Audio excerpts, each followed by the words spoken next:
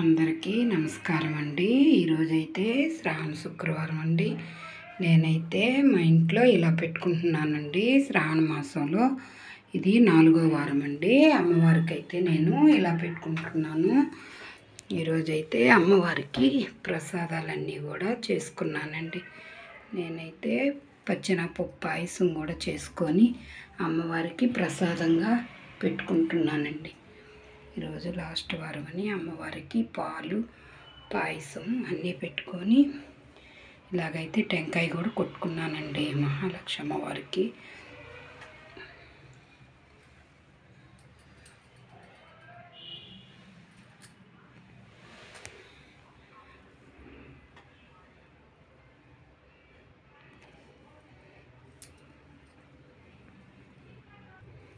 ఇలాగైతే పాయసం అయితే చేసి నేను ఇట్లా వేరే గిన్నెలు అయితే అమ్మవారికి ప్రసాదంగా పాలు పాయసము అయితే పండ్లు ఎన్ని పెట్టుకొని టెంకాయ అయితే కొట్టుకున్నానండి.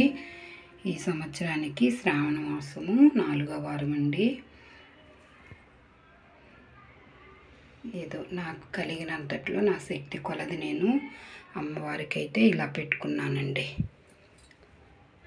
లక్ష్మీదేవికి అయితే ఇలా పెట్టుకున్నాను.